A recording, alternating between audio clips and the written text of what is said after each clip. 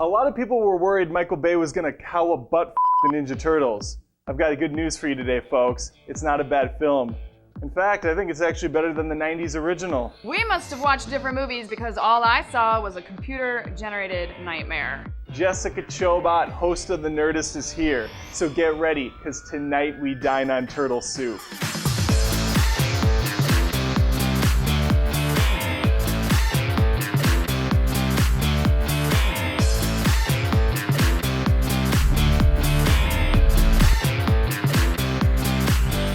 The most important part of the Ninja Turtles films are the turtles themselves, and I'm happy to inform you they're still intact.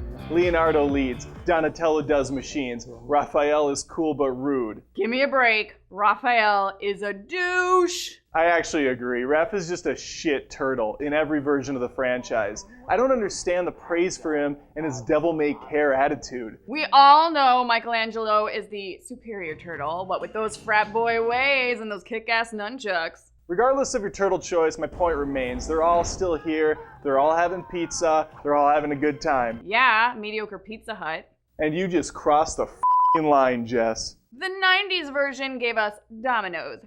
That's the real star of this movie. With its family-friendly seating, full salad bar, and a book club program, Pizza Hut is the chain to look out for. It's the one you come back to over and over again. Can I get paid somehow for this?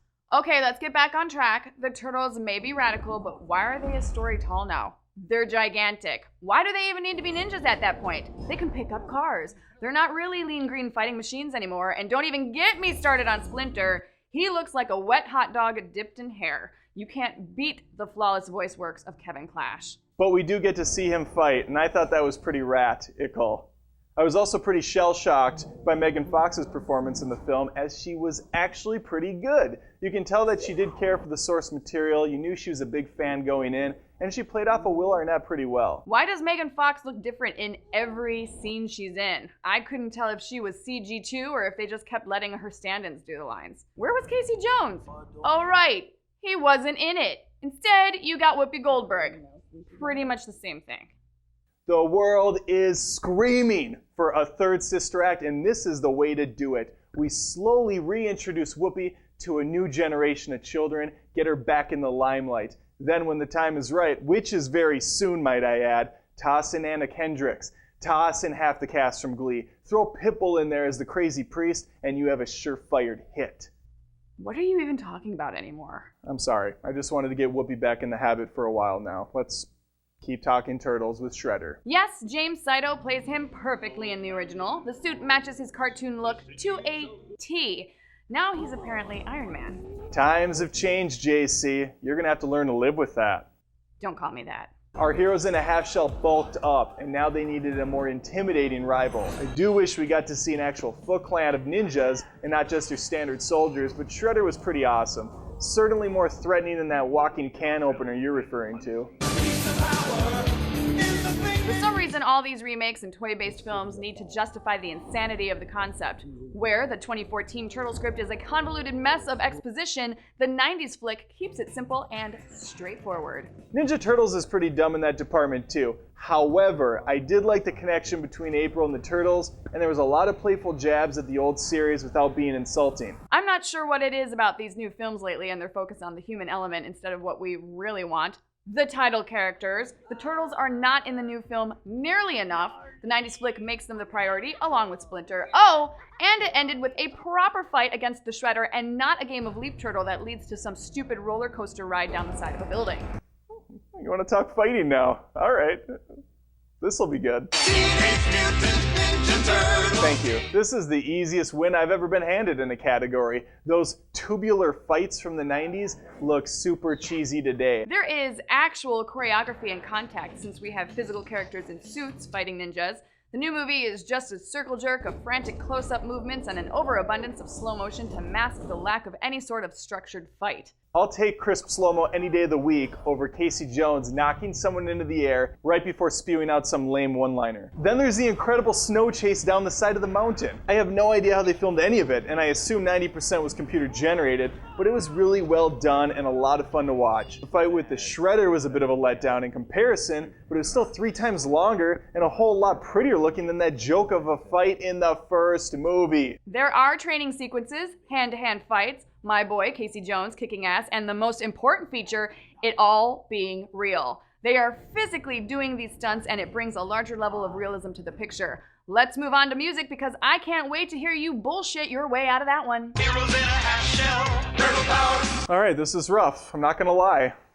This is not easy. Brian Tyler composed the music on the new release, and it's forgettable, which is a shame. The Turtle franchise has had some of the most memorable music with the cartoon and the last films, so it's too bad the new score is really uninspiring, but there is a silver lining, this playbook.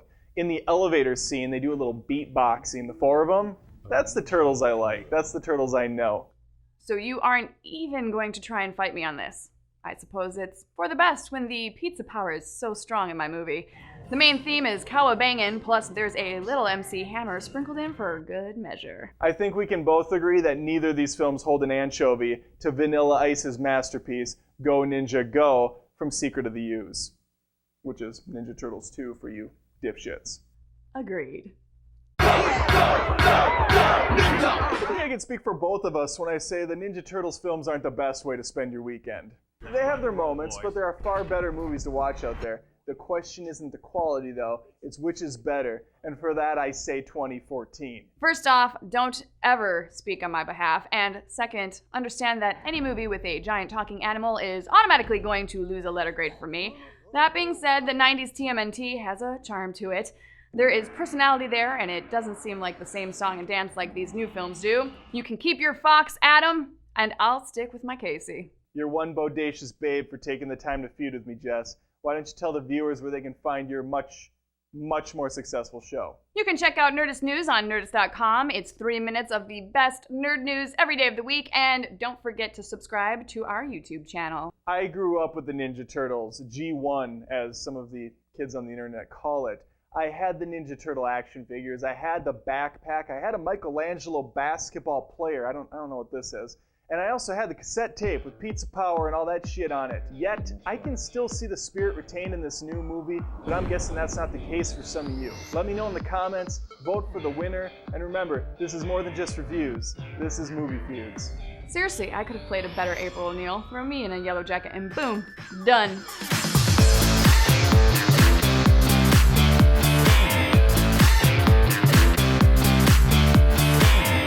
Sister Act 3, Breaking the Habit. Sister Act 3, Some Habits Die Hard. Sister Act 3, None Shall Pass.